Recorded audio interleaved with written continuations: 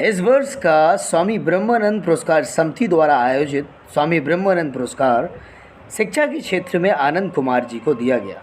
Anand Kumar ji super 30 वाले आनंद कुमार जी सबसे पहले लोधेश्वर धाम पहुँचे। वहाँ उन्होंने स्वामी जी की मूर्ति पर पुष्प अर्पण किए, अनाज अर्पण किया और उसके बाद आनंद कुमार जी मुख्य अतिथि रूपकिशोर शास्त्री जी के साथ स्वामी जी की गौशाला को देखने पहुँचे। वहाँ उन्होंने स्वामी जी जहाँ जिस स्थान पर रहते थे वहाँ से ऑब्ज़र्व किया, वहाँ उसे देखा और पूरे प्रांगण को घूमते हुए वो समाधि स्थल पर पहुँचे। समाधि स्थल पर स्वामी ब्रह्मानंद पुरस्कार समिति के सभी सदस्यों ने, जिला पंचायत अध्यक्ष जी ने, विधायक जी ने, सभी ने उन्हें सम्मान सहित स्वामी जी की समाधि के चक्कर लगवाए। उसके बाद वो यथास्थान जिस प्रांगण में कार्यक्रम था वहाँ पर पहुँच गए। स्वामी जी अमर रहे, स्वामी जी अमर रहे, स्वामी जी अमर रहे, स्वामी जी अमर रहे, स्वामी जी अमर रहे, परम पूज्य स्वामी जी अमर रहे, परम पूज्य स्वामी जी अमर रहे, परम पूज्य स्वामी जी अमर रहे, परम पूज्य स्वामी जी अमर रहे, परम पूज्य स्वामी जी अमर रहे, परम पूज्य स्वामी जी अमर रहे, परम पूज्य स्वामी जी अमर रहे, परम पूज्य स्वामी जी अमर रहे, परम पूज्य स्वामी जी अमर रहे, परम पूज्य स्वामी जी अमर रहे। जब तक सूरज चांद रहेगा स्वामी जी का नाम रहेगा, जब तक सूरज चांद रहेगा स्वामी जी का नाम रहेगा, जब तक सूरज चांद रहेगा स्वामी जी का नाम रहेगा, स्वामी जी अमर रहे, स्वामी जी अमर रहे। के कार्य अधूरे हम पूरे करेंगे पूरे, स्वामी जी के कार्य अधूरे हम सब मिलकर करेंगे पूरे, स्वामी जी के कार्य अधूरे हम सब मिलकर करेंगे पूरे। जब तक सूरज चांद रहेगा स्वामी जी का नाम रहेगा, जब तक सूरज चांद रहेगा स्वामी जी का नाम रहेगा, स्वामी ब्रह्मानंद जी अमर रहे, स्वामी ब्रह्मानंद जी अमर रहे। आनंद भैया तुम्हें तैयार थोड़ी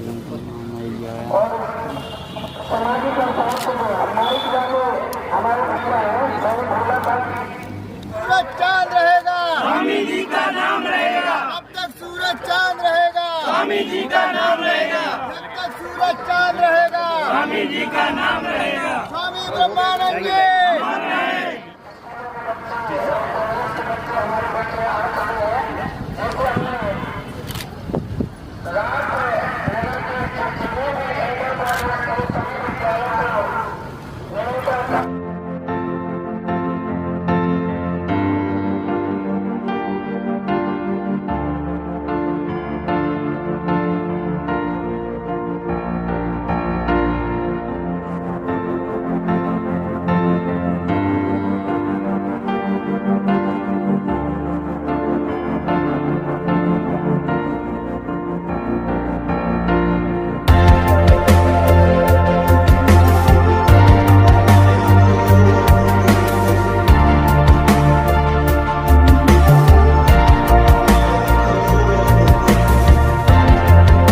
सबसे पहले प्रस्तावना होगी, क्योंकि देखिए मैं बता दूं, प्रस्तावक हमारे फारूक कुमार जी, जिनके यहाँ थोड़ा घर पे बहुत ही ज़रूरी कार्य होने की वजह से वो यहाँ पर उपस्थित नहीं है। उनका भी बहुत ही मन था यहाँ आने के लिए, वो आना चाहते थे, बेचैन थे, लेकिन इतना अर्जेंट कार्य पड़ जाने के कारण उनके घर में शादी है इसी समय। जिन्होंने प्रस्ताव दिया है, जो आज अवार्डी हैं हमारे, उनके बारे में जो प्रस्ताव दिया था, तो ये उनका सौभाग्य अहो वो कहिए, दुर्भाग्य कहिए कि ऐसा समय उनको छूट गया है। तो मैं अब राघवेंद्र जी से अनुरोध करूंगा कि आप आएँ और आगे का संचालन, पहले प्रस्तावना और संचालन आप सभा ने। राघवेंद्र जी, जोरदार तालियों के साथ स्वागत राघवेंद्र जी का। तो सबसे पहले संचालक महोदय जी का बहुत बहुत धन्यवाद। और जैसा कि हम स्वामी जी का 38वां जो निर्वाण दिवस है वो मनाने के लिए यहाँ उपस्थित हुए हैं, तो सबसे पहले स्वामी जी के चरणों में नमन, और यहाँ सभी जो सम्मानित लोग बैठे हैं उनको भी मेरा प्रणाम। और मैं जो हमारी ब्रह्मानंद पुरस्कार समिति है उसका भी बहुत बहुत धन्यवाद देता हूँ उसको, कि जिसने मुझे इस काबिल समझा और मंच संचालन की जिम्मेदारी का बोझ मेरे कंधों पर रख दिया। तो मेरे हाथों में जो ये पन्ना आप देख रहे होंगे, ये प्रस्तावित है उमर फारूक जौहर जी द्वारा। तो ये प्रस्तावना है जो मैं आप सबके सामने पढ़ने वाला हूँ। आप सबको बता दूं मैं कि ये एक बहुत ही कार्यक्रम का एक बहुत ही महत्वपूर्ण अंश है, जिसको आप बहुत गौर से सुनिएगा। हमारे जो अवार्डी हैं आनंद कुमार जी, वो केवल हमारे देश में नहीं, वो दुनिया भर में जाने जाते हैं और अपने नेक कार्यों के लिए जाने जाते हैं। पिछले साल भी इसी तरह का भव्य आयोजन आपके द्वारा किया गया था। ऐसे सम्मान जब समाज के द्वारा व्यक्ति को दिए जाते हैं तो व्यक्ति के अंदर एक नई ऊर्जा का संचार होता है और व्यक्ति समाज के लिए आगे कुछ अच्छा करने के लिए प्रेरित होता है और आगे समाज को आगे बढ़ाने का काम करता है। इसलिए लक्ष्य परिवार का बहुत बहुत धन्यवाद। और लक्ष्य परिवार का मैं एक आभार व्यक्त और करना चाहूँगी कि आप लोग शिक्षा के प्रति बहुत ही अधिक समर्पित हैं। इतना ही नहीं महका करते, कभी कभी शख्सियत भी खुशबू रह जाती है। ऐसी शख्सियत है हमारे पुरस्कार विजेता माननीय आनंद कुमार जी की। अब मैं ज़्यादा समय ना लेते हुए अपनी वाणी को विराम दूंगी। मैं बड़े गर्व के साथ कहता हूँ और ये श्रेय देता हूँ आपकी इस समिति को कि जिनके थोड़े से निवेदन पर मैं आज आपके सामने विद्यमान हूँ। और मेरी ये खुशकिस्मती है कि जिस क्षेत्र के लिए आने के लिए बहुत समय से आतुर था, आज वो मेरा सपना पूरा हुआ है। इसमें निमित्त हमारे भाई आनंद जी भी बने हैं। जब मैंने ये सुना और उन्होंने मुझे बताया कि उनको पुरस्कृत कर रहे हैं, मैंने देखा था आपको जब केबीसी में आप आए े और नाम भी सुना मैंने बहुत। यद्यपि फिल्में मैंने देखता हूँ, समय नहीं मिलता, लेकिन मेरे बच्चों ने बताया, मेरी धर्मपत्नी ने बताया, अरे ये तो सुपर 30 के संस्थापक हैं। तो हमने कहा मैं जरूर जाऊंगा, उनके दर्शन करूंगा। आज ऐसा महान व्यक्तित्व का धनी हमारे मध्य में है और मुझे इस बात का एक बहुत बड़ा गर्व है कि इनके कार्यक्रम में, इस पुरस्कार कार्यक्रम में मुख्य अतिथि के रूप में आमंत्रित हूँ आपके बीच में विराजमान। मेरा इस क्षेत्र से बहुत बड़ा लगाव रहा है, दूर से ही था लेकिन आज और प्रगाढ़ हो गया है। प्रिंसिपल डूंगर सिंह जो इस कॉलेज के प्रिंसिपल हुआ करते थे, वो मेरे फूफा जी होते थे। मेरी बुआ जी उन्हीं के घर में ब्याही हुई थी, उनको नहीं ब्याही थी, मैंने घर में ब्याही हुई थी, तो मेरे फूफा जी थे। और जब वो MP बनकर दिल्ली में आए तो मेरा बहुत अच्छा उनके साथ, क्योंकि वो मेरे घर आते थे, मैं उनके पास सानिध्य लेने जाता था। मेरे विवाह संस्कार में भी वो आए थे। 83 में दिल्ली में मेरा विवाह हुआ और वहाँ पर थे।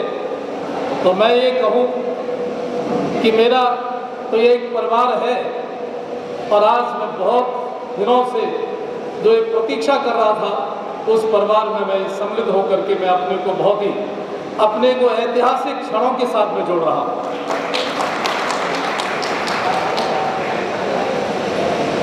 स्वामी प्रसाद सिंह जब वो सांसद बने, मेरा उनके साथ ही बहुत अच्छा संबंध और बड़े सरल स्वभाव लेकिन कड़क। मैं कई बार पार्लियामेंट की जब भी अधिवेशन चलता था, मैं उनको अपनी गाड़ी से ले जाता था, छोड़ने जाता था और पार्लियामेंट के मुख्य द्वार पर ही मेरे पास फिएट कार थी और उस समय मैं उनको अपनी फिएट कार से कभी कभी पहुंचाता था। कितना अच्छा ज़माना था कि आज दूर से भी अंदर घुसने में बड़ी परेशानी होगी, लेकिन पार्लियामेंट के गेट पर जाकर के मैं उनको छोड़ता था। मुझे वो भी दिन और वो भी क्षण याद आते हैं कि जो हमीरपुर राठ से जिस व्यक्ति ने सांसद के रूप में भारत की सांसद में इस क्षेत्र का प्रतिनिधित्व किया, मैं उस ऐसी महान विभूति को अपनी गाड़ी से छोड़ने जाता था। वो भी दृश्य मेरे सामने नजर आता है। गंगाचरण राजपूत मेरे अपने साथी, आज उनको आना था, थोड़ी तबीयत कुछ ठीक नहीं हुई, लेकिन मैं जाऊँगा। जुझारू व्यक्तित्व, ये सब आपकी देन है, ये सब इस क्षेत्र की देन है। इस क्षेत्र में जहाँ इन सभी सांसदों को भेजा इस देश की महापंचायत में अपना प्रतिनिधित्व करने के लिए। वहीं पर उनसे पहले पूज्य स्वामी ब्रह्मानंद जी महाराज जो सन 67 से लेकर 77 तक रहे। मैं भी इमरजेंसी में दिल्ली में था, मैं पढ़ने गया था अपने गांव से। उसमें मैं बालक था, 18-20 साल का लड़का था, ज़्यादा परिचय नहीं था, लेकिन उस समय की जितने भी विभूतियाँ थी उनको मैं देखने के लिए कभी राजघाट जब महात्मा गांधी को श्रद्धाएं देते तो वहाँ भी जाता था और कार्यक्रम में जाता था। तो ऐसे पूज्य प्रवर स्वामी जी महाराज जिन्होंने एक नहीं अनेक संस्थाओं का निर्माण इस क्षेत्र में कराया और पूरे देश के लिए प्रेरणा दी, ऐसे महान सन्यासी, ऐसे महान शिक्षाविद जिन्होंने अनेक संस्थाएं खड़ी करके न जाने कितने लोगों के जीवन में परिवर्तन लाके खड़ा कर दिया। इसलिए मैं उनको एक ऐतिहासिक पुरुष नहीं बल्कि पूरा देश उनको ऐतिहासिक पुरुष मान करके उनका पूज्य मानता है। आज महाराज जी के जहाँ मूर्ति है जो तिल से बनाई गई है, देख करके अद्भुत रोमांच हुआ। हम और भाई जी थे और आनंद जी बोले ये तो अद्भुत है, पहली बार दुनिया में कहीं अगर मूर्ति ऐसी है तिलों से बनी हुई तो आपके क्षेत्र को वो श्रेय है और स्वामी ब्रह्मानंद जी की है। ऐसे अद्भुत मूर्ति को देखकर हमारे जीवन में एक बहुत बड़ा एक तरह से अध्याय जुड़ गया है कि ऐसे ऐसे भी कलाकार इस धरती ने दिए हैं जिस धरती ने पूज्य स्वामी ब्रह्मानंद जी को दिया है। मैं भी सक्रिय हुआ विद्यार्थी जीवन से ही। मैं दिल्ली में ही पढ़ा हूँ, दिल्ली यूनिवर्सिटी में मैं पढ़ाता रहा हूँ और इन सभी महानुभावों से जुड़ा रहा हूँ। एक और मैं जरूर बता दूँ, यहाँ के बहुत एक कड़क प्रशासक और बहुत ही सरल व्यक्तित्व और मैं अपना बड़ा भाई मान करके चलता था। मैं उनको आज बहुत श्रद्धा से याद कर रहा हूँ। अगर वो होते मुझे आपके सामने गले लगाते और कहते रूप किशोर मेरी हृदय की इच्छा पूरी होगी कि आप यहाँ पर आ गए हो, वे थे डॉक्टर गोपीनाथ प्रिंसिपल साहब यहाँ पर। तो मेरे इन सभी से संबंध रहे, लेकिन साक्षात संबंध होते हुए भी इन लोगों के द्वारा बार बार प्रेरित करने के बावजूद भी मेरा न आना हुआ, ये मैं जरूर मुझे कसकता है, लेकिन वो कसकन सब समाप्त है आज इतना शानदार भव्य कार्यक्रम देखकर और अपना स्वागत देखकर। मित्रों और उपस्थित सभी महान भावों देवियों, स्वामी जी यद्यपि अधिक पढ़े हुए नहीं थे। मैं जिस विश्वविद्यालय में आज वाइस चांसलर हूँ उसके संस्थापक स्वामी श्रद्धानंद थे, जिन्होंने उस गुरुकुल कांगड़ी की भूमि पर करमचंद गांधी को महात्मा शब्द से सम्मानित करके बुलाया था और उनको उपाधि दी थी। तो पूरे देश और दुनिया में महात्मा गांधी उस समय से कहलाए।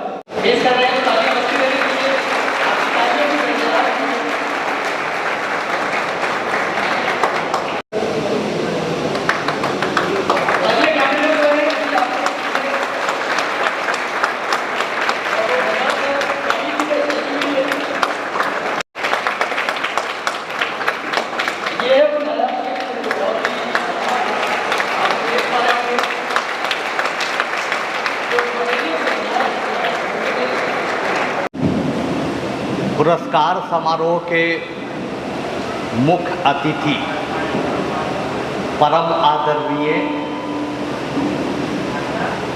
रूप सर, इस कार्यक्रम में उपस्थित हमारी माननीय विधायिका जी, जिला पंचायत अध्यक्ष, ब्रह्मानंद पुरस्कार के सभी कार्यकर्ता सदस्यगण और साथ साथ यहाँ आए हुए पत्रकार बंधुगण और राठ के आन बान शान हमारे युवा विद्यार्थीगण, आज मैं सच में अभिभूत हो गया जब रूप सर ने मुझे इतना अच्छा, इतना बड़ा सम्मान बड़े हृदय के साथ दिया। सम्मान लेने का सौभाग्य मुझे प्राप्त होते रहा है, शिक्षा में काम करने का मुझे सौभाग्य प्राप्त होते रहा है, और जहाँ तहाँ देश में विदेश में हर जगह सम्मान मिला। लेकिन जिस भाव से आप लोगों ने बुलाया, जिस भाव से हमारे कुलपति महोदय विद्वान रूप किशोर शास्त्री सर ने सम्मान दिया, सच में आज मैं बोल नहीं पा रहा हूँ, जबकि मैं शिक्षक हूँ, मेरा काम बोलना। तो सबसे पहले मैं धन्यवाद देता हूँ पूरी इस कमेटी को, ब्रह्मानंद पुरस्कार समिति को, कि आप लोगों ने मुझे इस लायक समझा कि एक शिक्षक को सम्मानित किया। फिर मैं बहुत दिल से आभार व्यक्त करना चाहता हूँ माननीय कुलपति महोदय को, कि सोचिए कहाँ उत्तराखंड से यहाँ तक आए सिर्फ पुरस्कार देने। इनके भाव को समझिए। और सबसे बड़ा हमारे लिए यही पुरस्कार है कि कोई एक कुलपति, वाइस चांसलर उतनी दूर ट्रेन से चल के आना, फिर ट्रेन बदलना, फिर यहाँ कोई भी आते हैं कुलपति और इतना सम्मान देते हैं। बच्चों, इससे बड़ी बात हमारे लिए जीवन में और क्या हो सकती है।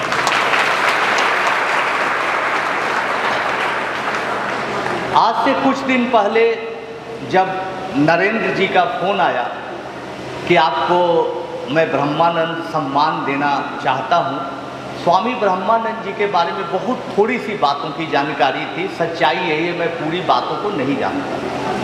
मुझे बहुत खुशी हुई, मुझे बहुत गर्व हुआ। लेकिन जब मैंने पढ़ना स्टार्ट किया, इनके बारे में जानकारी इकट्ठा करना स्टार्ट किया, तो मैं दंग रह गया कि मैं तो कुछ नहीं कर रहा हूँ। जो स्वामी ब्रह्मानंद ने शिक्षा का अलख जगाया है, उसमें एक आहुति मात्र डाल रहा हूँ सुपर 30 का। मेरे लिए तो जो ब्रह्मा से मिला हुआ है, ब्रह्मा को आनंद देता है, तो उसमें ब्रह्मानंद में एक छोटा आनंद है, उनके अधूरे सपनों को पूरा करने का प्रयास। मुझे बहुत खुशी हुई उस वक्त जब जानकारी मिली कि कई मेडिकल ऑफिसर, कई डॉक्टर, वेटनरी के इंसानों के डॉक्टर, न जाने कितने लोग इस संस्थान से पढ़कर आज अच्छी जगहों पर हैं। स्वामी जी के विजन को समझने का प्रयास तमाम युवा विद्यार्थियों को जरूर करना चाहिए कि स्वामी जी जानते थे। आप देखिए कि अलग अलग क्षेत्र के लोगों को ध्यान से देखिए, जो पड़ताड़ी समाज से है, जो पिछड़े तबका से है, पिछड़े इलाके से है, हाशिए पर बैठे समाज से है, वो व्यक्ति जरूर यही अंत में स्वीकार किया और रियलाइज किया कि शिक्षा से बड़ी ताकत और कुछ भी नहीं है।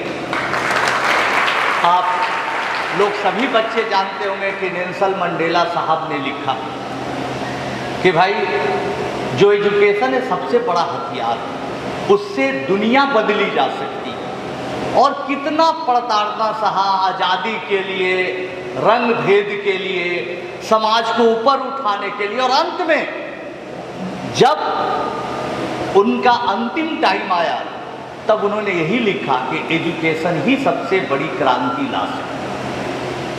आप लूथर किंग मार्टिन को देखिए, उन्होंने भी रंग भेद के खिलाफ अमेरिका में आवाज़ उठाई, लड़ाई लड़ी, अंत में गोलियों के शिकार हुए। हमेशा बोलते थे कि एजुकेशन ही सबसे बड़ा माध्यम है बदलाव का। और स्वामी जी इन तमाम लोगों से दूर कटे हुए एक सुदूरवर्ती इलाके में भी बैठकर जब इन्होंने देखा कि आज उत्तर प्रदेश के इस राठ इलाके में, आसपास इलाकों में जाति के आधार पर लोगों को बांटा जाता है, एक ही जाति में, दूसरी जाति की तो बात छोड़ दीजिए, एक ही जाति में लोग एक दूसरे की हत्या कर रहे हैं, मर्डर कर रहे हैं, जमीन के लिए, अपने वर्चस्व के लिए, तो इन्होंने कोई आंदोलन नहीं चलाया कि भाई कैसे मर्डर रोका जाए, कैसे छुआछूत रोका जाए, बल्कि इन्होंने शिक्षा का अलग जगाया। और स्वामी जी जैसे विश्व पुरुष आज शिक्षा का अलग जगा के इतना बड़ा काम किया। दोस्तों याद रखिएगा इस बात को कि गरीबों का, जो गरीबों के लिए काम करता है, जो व्यक्ति खुद गरीब समाज से होता है, जो हाशिए पर बैठे समाज का होता है, याद रखना दोस्तों उसका इतिहास शायद ही कोई लिख पाता है, गरीबों का इतिहास कोई नहीं लिखता है। स्वामी जी इतने बड़े आदमी हैं कि आज कोई भी स्वामी जी से इनकी तुलना की जाए, दुनिया के नेल्सन मंडेला से तुलना की जाए, किसी भी व्यक्ति से की जाए कि किसी से भी कम नहीं है। ये बात मैं गर्व के साथ इनके बारे में जानकारी प्राप्त करने के बाद, हासिल करने के बाद बोल रहा हूँ। लेकिन इनकी इतिहास को महिमा मंडित नहीं किया। क्यों? क्योंकि इन्होंने दबे कुचलों को आवाज़ देने की काम की, ऐसे लोगों को पढ़ाने का काम किया जो सिर्फ खेतों में काम करते थे, कभी सोचते नहीं थे कि हमारा भी दिन बदलेगा। वैसे लोगों को स्वामी जी ने बदला। और अभी स्वामी जी के बारे में जानकारी मिली, फिल्म तो आप लोग देखे हैं हमारे सुपर 30 का, यहाँ तक कि हम पर जो फिल्म बनी उसका भी यही थीम था कि अब राजा का बेटा राजा नहीं बनेगा, राजा वही बनेगा जो हकदार होगा।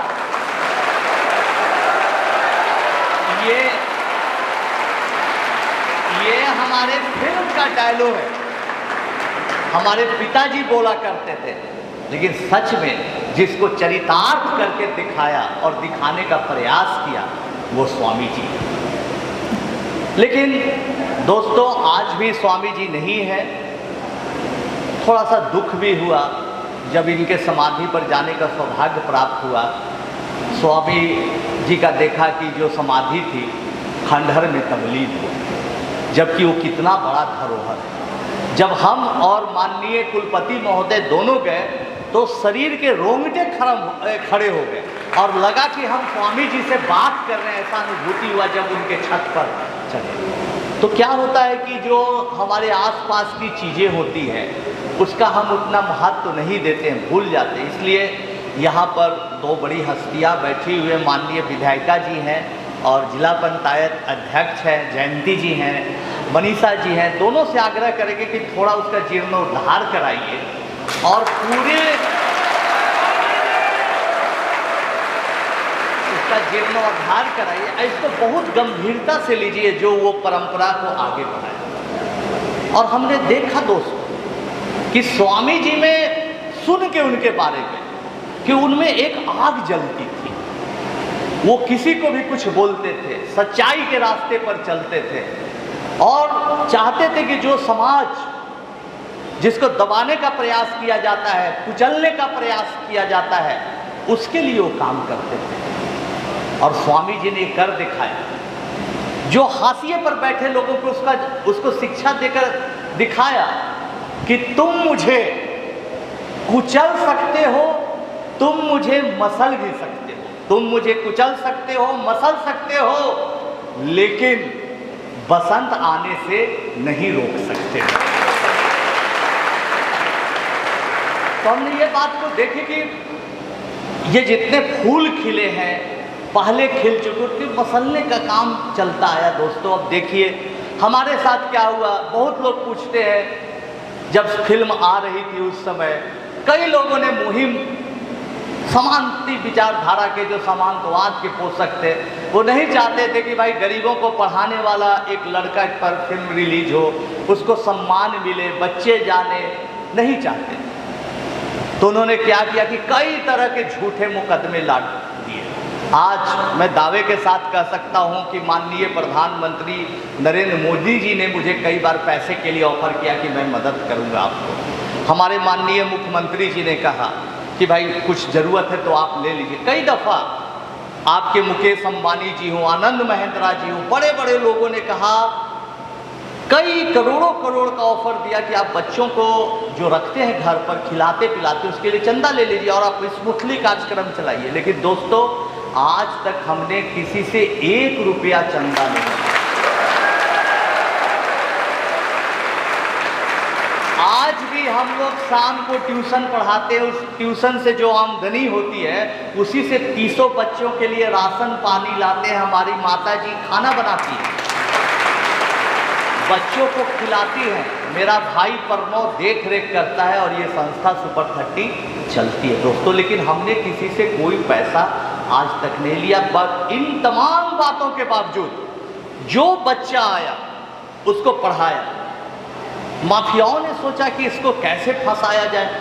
सामंती विचारधारा के लोगों को ये बर्दाश्त नहीं होता है कि भाई इसको कैसे आगे बढ़ते हुए देखा जाए। उन लोगों ने क्या किया, पटना हाई कोर्ट में केस कर दिया, PIL, कि ये बच्चों को लूटता है, फ्रॉड है वगैरह वगैरह। केस करना, उनका मुकदमा करना इसलिए नहीं था कि आनंद कुमार को कुछ हो जाएगा। अब इसी को उन्होंने खबर बना दी, आनंद कुमार एक्यूज्ड फ्रॉड, और हर जगह अखबारों में छपवाने का काम किया। एक अखबार ने तो 15 दिन तक पेज 1 पर मेरे खिलाफ छापने का प्रयास किया और छापा भी। बावजूद इसके कि गुवाहाटी में ऐसे 4 बच्चों से मुझ पर केस करवा दिया जो आज तक मेरा इंट्रेंस टेस्ट भी नहीं दिया, न मिला, न पढ़ा, उसे कोई लेना देना नहीं, लेकिन एक मुकदमा ठोक के आप पूरी खबर चलाती। तो ऐसे प्रताड़ित करते हैं समानती विचारधारा के। मैं महसूस करता हूँ आज जीवित नहीं है स्वामी जी, इनको भी कैसी प्रताड़ना का मुकाबला करना पड़ेगा। पड़ा था, अब पड़ा होगा, और इन तमाम मुकाबलाओं के बीच, इन तमाम कठिन परिस्थितियों के विरुद्ध, धारा के विरुद्ध बहते हुए स्वामी जी ने पत्थर का सीना तोड़कर लोगों को शिक्षित करके दिखाया कि जिनमें चाहत है उनको कोई नहीं रोक सकता। स्वामी जी हमारे प्रेरणा के स्रोत। हम लोगों ने भी उस केस का मुकाबला किया, कुछ नहीं हुआ, हर केस खत्म हो गया, कहीं कोई मुकदमा नहीं कुछ। लेकिन उन लोगों का काम था कि भाई बदनाम कर दो। लेकिन वो पढ़े हुए हमारे 500 600 से भी ज़्यादा बच्चे जो हमारे पास पढ़े और पढ़ के IIT गए, और ऐसे बच्चे जिनके पिताजी मजदूरी करते थे, ऐसे बच्चे जिनके पिताजी हल चलाते थे, ऐसे बच्चे जिनके पिताजी ठेला चलाते थे, ऑटो ड्राइवर थे, उनके बच्चे आज अमेरिका में, जापान में, इंग्लैंड में, बड़ी बड़ी कंपनियों में, हमारे देश में IAS IPS और बड़ी बड़ी जगहों पर इंजीनियर बन गए। वैसे परिवार के दुआओं ने, आप लोगों के आशीर्वाद ने आज तक मुझे बचाया रखा है। बहुत बार बहुत जगहों पर जाते हैं, लोग पूछते हैं कि अच्छा आनंद कुमार एक सवाल का जवाब दीजिए, आप इतना संघर्ष किया, आपने इतना संघर्ष किया, इतनी कठिन परिस्थितियों को झेला, इतना लोग बदनाम करना चाहे, आप पर गोलियां चली, बम चले, आप घायल हुए, आपका नॉन टीचिंग स्टाफ को यहाँ से लेके यहाँ तक पेट फाड़ दिया, क्रिमिनल्स घर पर अटैक करके। फिल्म में आपने एक अटैक देखा, कैसे अटैक हुआ। आज भी बिहार सरकार ने मुझे कमांडो सुरक्षा दिए हुए है, यहाँ से जाने पर सुरक्षा कर्मी साथ रहती है हालात। तब भी इतना कठिन परिस्थितियों में आप बच्चों को पढ़ाते हैं, इतना कठिन परिस्थितियों में आप पैसों का उपार्जन करते, क्यों करते, कहाँ से ताकत मिलती है। दोस्तों, इन तमाम कठिन परिस्थितियों में जब आप लोगों के सामने ब्रह्मानंद अवार्ड मिलता है और आपकी तालियां बजती है, वही हमारे साहस का काम है।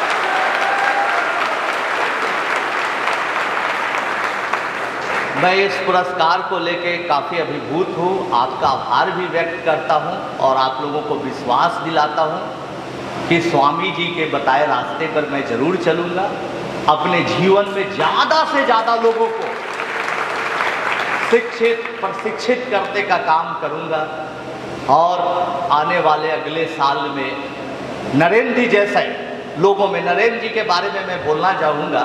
नरेंद्र जी को देखा तो लगा कि अरे स्वामी जी तो एक दिया जला दिया और ये ज्योत से ज्योत जला और इतने लोग खड़े हैं, इतने बच्चे खड़े हैं। और ईमानदारी के साथ मैं बोल रहा हूँ, जो यहाँ नरेंद्र जी में उनके साथियों में जो आग देखी तो मुझे लगा कि किसी ने, दुष्यंत कुमार ने ठीक ही कहा कि मेरे सीने में न सही तेरे ही सीने में कहीं तो आग जलते रहनी चाहिए। तो आप तमाम युवा में और हमारे बच्चों में भी आग जलनी चाहिए। हमारा कोई साथी जो गरीब घर का है, पिछड़े इलाके का है, पिछड़े समाज से है, वो नहीं पढ़ पा रहा है, आर्थिक कठिनाइयों से जूझ रहा है, उसके लिए हम लोगों को मिलजुल कर काम करना चाहिए। एक बार एक व्यक्ति ने पूछा कि सर इतना गरीबी है देश में, इतनी अशिक्षा है, मैं देख के घबरा जाता हूँ और मुझे बड़ा शर्म भी महसूस होता है, मैं बहुत अपने आप को अपराधी महसूस करता हूँ। क्यों? तो इतनी गरीबी है, हम किसका किसका कल्याण कर सकते हैं, कितने बच्चों को पढ़ा सकते हैं, यहाँ तो बहुत लोग हैं। तो बच्चों, मैंने उनको एक ही फार्मूला दिया कि आप सॉफ्टवेयर इंजीनियर हो सकते हैं, आप कहीं मैनेजर हो सकते हैं, कुछ भी हो सकते हैं। अगर आप जिंदगी में, अपनी पूरी जिंदगी में एक बच्चे को भी स्पॉन्सर करके पढ़ा के गरीबी से निकाल के ऊंचाई तक पहुंचा दिया, तो सोचिए आपने अपने जीवन को उपयोगी बनाया। तो ब्रह्मानंद जी का, स्वामी जी का जो सपना था कि हर गरीब के पास शिक्षा हो, इसके लिए हर लोगों से मेरा यही रिक्वेस्ट है, गुजारिश है, अनुरोध है, विनती है कि आप अपने समय में पढ़े लिखे, मेहनत करें, और मेहनत आप ही करेंगे। एक बार की बात बता रहे हैं, अभी नरेंद्र जी ने कहा कि आप बताइएगा बच्चों को, जो फिल्म में दिखाई गई है बात कि आप नेता से पैसा मांगने गए, उसके बारे में। तो हम बता रहे हैं इस बात को कि जब कैम्ब्रिज में एडमिशन हुआ मेरा, तो लोगों ने बुलाया कि भाई वाह बहुत एडमिशन हुआ, अच्छी बात है। खबरें छपी कि एक बच्चा भी ग्रेजुएशन भी पूरा नहीं किया है, उसको कैम्ब्रिज से ऑफ़र आ गया पीएचडी करने के लिए, अच्छे प्रोग्राम के लिए, लेकिन हमारे पास तो हवाई जहाज़ का खर्चा भी नहीं था, तो बड़ी दिक्कत हो गई भाई। तो तरह तरह का अनुभव हुआ। एक लोगों ने कहा कि चलो एक जात का नेता से हम मिलवाते हैं, हमारे फादर को बोला कि आपको मिलवाते हैं, वो मदद करेंगे। हम कहे ठीक है भाई। गए, जात का प्रतिनिधित्व करते थे, उनके पास गए, प्रणाम उन्नाम किया कि भाई मदद करिए। उन्होंने बोला कि हम एकदम मदद करेंगे, 3 दिन बाद आप आइएगा तो आपकी मदद जरूर हो जाएगी, 3 दिन बाद आइए। 3 दिन बाद गया मैं बच्चों, तो नेताजी बोले कि आपका काम हो गया, आपका पैसा हो गया, टिकट कटाइए, बेटा को भेज दीजिए इंग्लैंड। पिताजी ने पूछा कि कौन देंगे पैसे, कहाँ से व्यवस्था हो? अरे फलना फलना जी, उनको आप नहीं जानते हैं, उनके घर चले जाइए, उनकी बेटी है, अपने बेटा का शादी तय कर दीजिए, दहेज दे देंगे, चला जाएगा, बड़ा सिंपल है। दोस्तों, मैं बहुत डर गया कि भाई इस उम्र में शादी हो जाती तो शायद मैं आज स्टेज पर खड़ा भी नहीं रह पाता। तब पे नहीं भाई, वहाँ से भागे जान प्राण बचा के, ऐसा बहुत सारी घटना है। तब एक ने बोला कि चलिए भाई, एक पॉलिटिशियन है, मिनिस्टर है, उनके घर चलिए, आपको पैसा देंगे, जो फिल्म में आपने देखा। पिताजी कहे कि भाई चलो चलते हैं, प्रयास करना चाहिए, इंसान को कोई चीज़ नहीं छोड़नी चाहिए ताकि उसको अफसोस न लगे कि हमने ये प्रयास नहीं किया। चलो हम गए वहाँ। नेताजी जनता दरबार जैसा लोगों को बैठाए हुए थे, लगाए हुए थे। तो नेताजी ने पूछे बोलो क्या बात है? तो हम बोले सर अमेरिका जाना था, और सॉरी इंग्लैंड जाना था, कैम्ब्रिज जाना था, आप थोड़ा पैसे से मदद कर दीजिए। बड़ा अच्छे बात बोले, जाओ अमेरिका जाओ, इंग्लैंड जाओ, जापान जाओ, जहाँ जाना है जाओ, मेहनत करो और फिर वापस इसी मिट्टी के लिए आओ जहाँ गौतम बुद्ध ने अपनी तपस्या की, जहाँ महावीर की कर्म भूमि है, उसी बिहार की मिट्टी के लिए तुमको वापस आना है, जाओ, मेरा आशीर्वाद है। हमसे भाई तो नेताजी पैसा का बातें नहीं कर रहे हैं। तब हमने कहा कि सर आपने पैसे के लिए कहा था, सर मदद के लिए कहा था, पैसे के लिए कहा था। महात्मा गांधी पैसे के चक्कर में रहते थे, सुभाष चंद्र बोस पैसे के चक्कर में रहते थे। आज नहीं देखते हो कितना IAS IPS पैसा के चक्कर में जेल चला जाता है। पैसे के चक्कर में नहीं रहो, मेहनत करो, अपने आप पर विश्वास करो, सब चीज़ अच्छा हो जाएगी। बड़ा दुख हुआ, बोले हम बहुत समझाने का प्रयास किए, उन्होंने कुछ भी नहीं माने। हम निराश होके सोचे कि चलते। फिल्म में इतना ही का एक रूप दिखाया है, लेकिन कहानी अधूरी थी। फिल्म बाहर गए, बाहर उनके क्वार्टर के थोड़ी दूर पर सामने एक ठेले पर चाय बेच रहा था, बेचारा गाना गा रहा था, चाय बेच रहा था। पिता पुत्र हम लोग साइकिल से, पिताजी थे लगा दिए, हम लोग गए तो चाय बनाया। तो पिताजी बोले भाई चाय पिलाओ। हम लोग पिता पुत्र दोनों चाय पीने लगे, उदास थे। बोला चाय वाला कि सामने नेताजी के यहाँ से, मंत्री जी के यहाँ से आप आ रहे हैं, जरूर आप नौकरी मांगने गए होंगे और डांट सुने होंगे। हमारे पिताजी को कहा इसलिए आपका चेहरा ऑफ है। पिताजी ने कहा नहीं भाई, ऐसी ऐसी बात है, कैम्ब्रिज जाना था, टिकट का खर्चा के लिए नेताजी बोले थे, आए थे। तो गर्म हो गया चाय वाला, कौन भेज दिया इस मंत्री के पास, क्यों आप गए? जो आदमी 3 महीने से मेरा चाय ठेला पर से ले जाके मंगवाता, चाय पीता उधार, और आज तक पैसा नहीं दिया, आपके बेटा को पैसा देगा।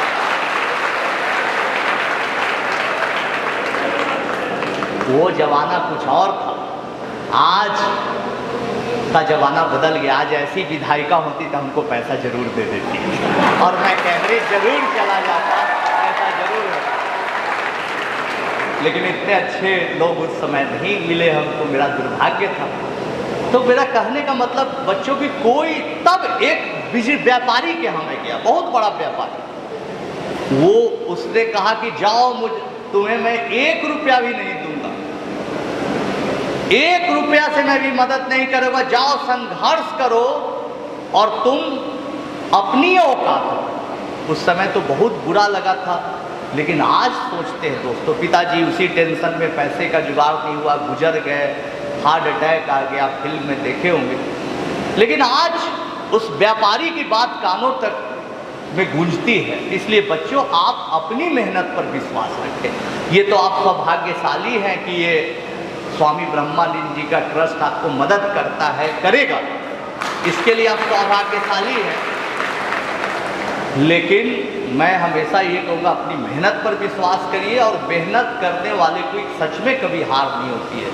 धैर्य बनाए रखिए, बहुत बार मेहनत करिएगा, फिजिक्स पढ़िएगा, केमिस्ट्री पढ़िएगा, बायोलॉजी पढ़िएगा, हिस्ट्री पढ़िएगा, पढ़ते पढ़ते समझ में नहीं आएगा, परीक्षाओं में अच्छा नंबर नहीं आएगा, विश्वास टूटने लगेगा, बहुत सकारात्मक ढंग से लगिएगा, फिर भी लगेगा कि अब नहीं होगा, अब नहीं होगा।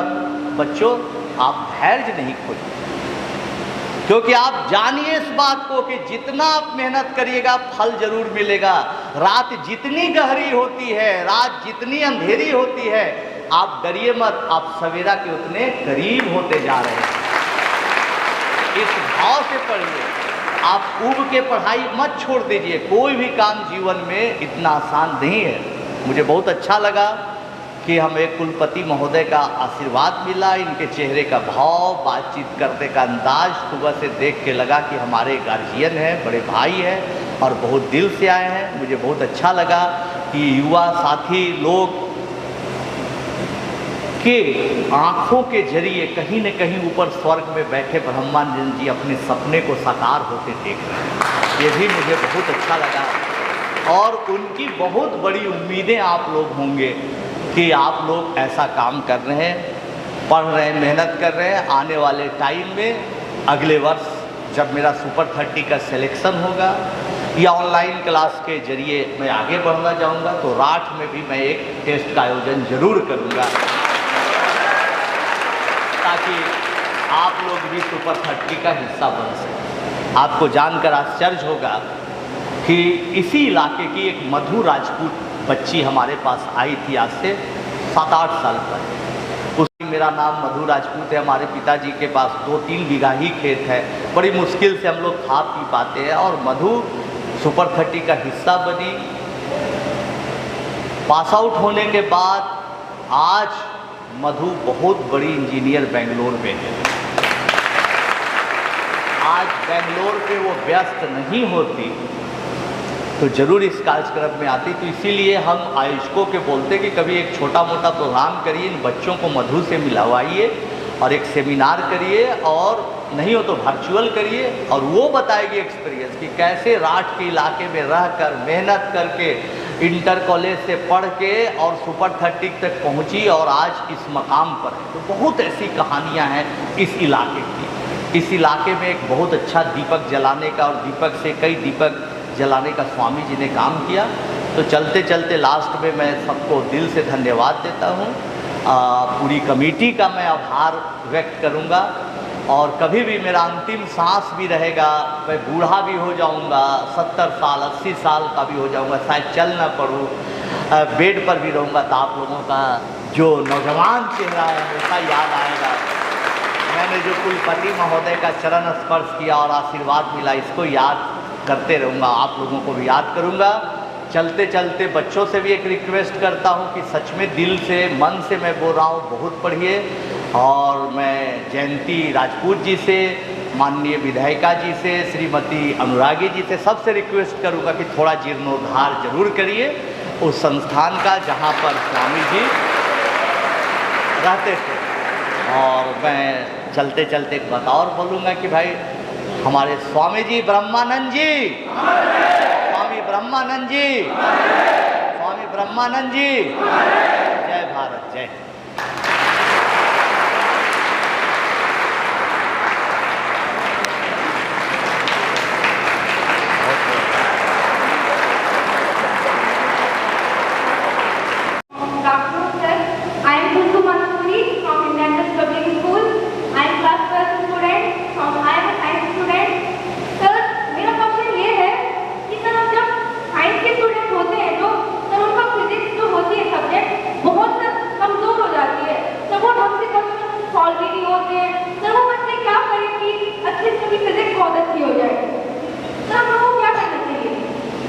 बच्चों, बात फिजिक्स की हो, मैथमेटिक्स की, केमिस्ट्री की, किसी सब्जेक्ट की, आप जब तक उसके गहराइयों को नहीं समझेंगे, उसका हाउ एंड वाई नहीं समझेंगे, तो आप नहीं उसको आत्मसात करेंगे। Area of triangle half into base into height, but what is the reason behind it, जब तक आप नहीं समझेंगे तो नहीं होगा। इसलिए मेरा मानना है कि हर चीज़ को, बहुत बार ऐसा होता है कि आप कोई कॉन्सेप्ट ले रहे हैं और वो +2 का लेवल का है, लेकिन उसके निचले चीज़ों की जानकारी नहीं, तो कोई उसमें संकोच की बात नहीं। हम 8वें क्लास 9वें क्लास की भी किताब से हेल्प लेके वहाँ तक पहुँचे।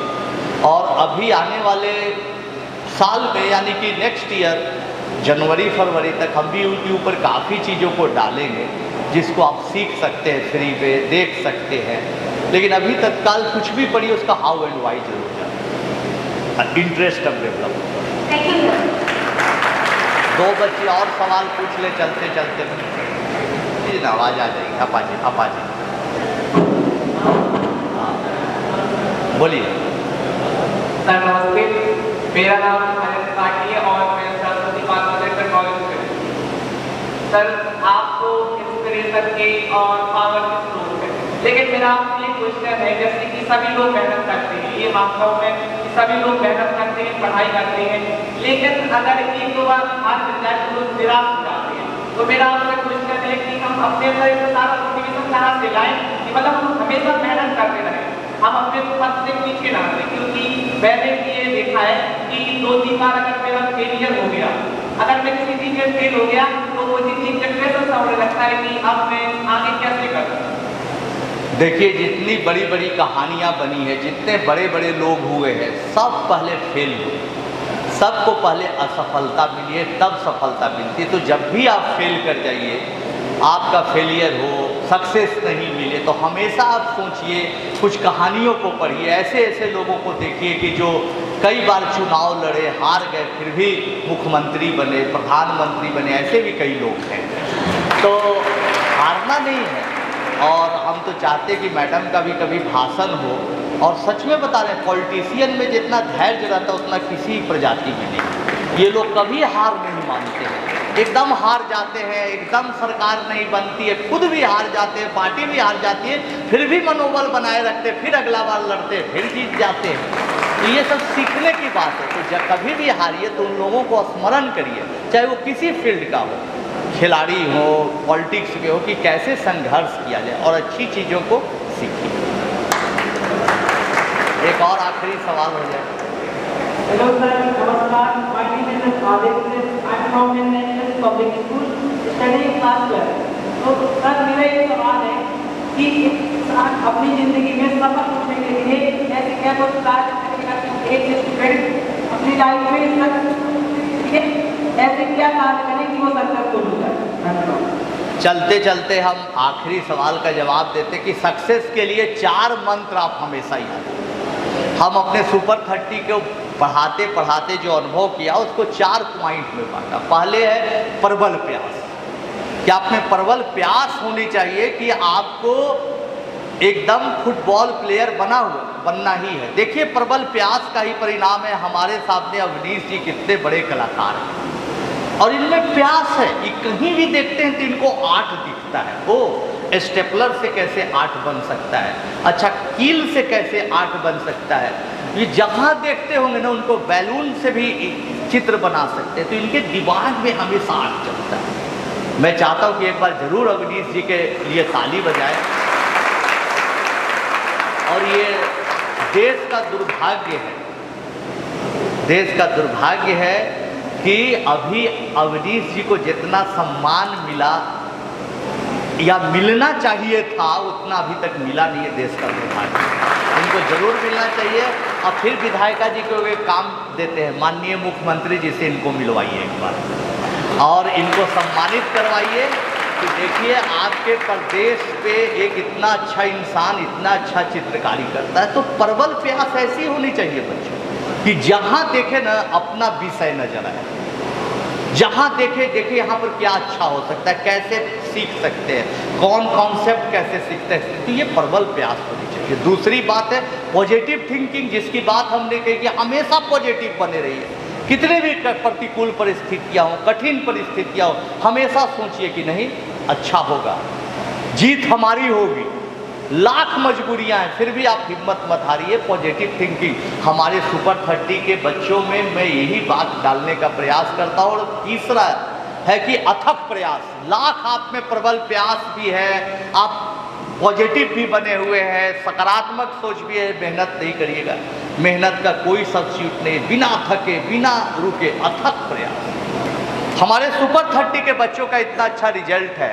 बहुत लोग पूछते इसके पीछे क्या जादू है, कुछ नहीं, उनकी रात दिन एक की हुई तपस्या का परिणाम है बच्चों। इसलिए मेहनत का कोई सब्स्टिट्यूट नहीं, दिन रात खाते पीते जागते हमेशा जितना मेहनत करिए। पढ़ाई केवल पढ़ने की चीज़ नहीं है, दिमाग में आपका चलते रहना चाहिए वो विषय, ये बहुत इम्पोर्टेंट है। कोई पॉलिटिक्स भी करते हैं तो उनके दिमाग में हमेशा चलता है जो अच्छे पॉलिटिक्स, अच्छा आगे कैसे जीते इलेक्शन, जनता का कैसे भला करे। हमारे कुलपति महोदय देखिए, इनके दिमाग में मिलते ही बोले कि आप सुपर 30 टाइप कुछ करिए, वहाँ आइए एक बार हमारे विश्वविद्यालय में। तो दिमाग में चलते रहना चाहिए कि बेहतर कैसे करें, मेहनत इसको भी बोलते हैं। और अंतिम बात जिसको हमने अभी बोला, असीम धैर्य, ग्रेट पेशेंस। तो ग्रेट पेशेंस रहना, असीम धैर्य रखना, तमाम प्रतिकूल परिस्थितियों में हारना नहीं है बच्चों। कोई रात खतरनाक हो रही है, गहरी हो रही है, सवेरा नजदीक हो रहा है, इस भाव से लगी। और मैं दावे के साथ कह रहा हूँ, इतने साल का अनुभव कि अगर इन 4 बातों का आप लगातार अभ्यास करिएगा तो साल भर में आप में क्रांतिकारी परिवर्तन आएगा। और 10 साल में आप इतनी ऊंचाई पर रहिएगा, 20 साल में जिसकी आपने कल्पना भी नहीं की।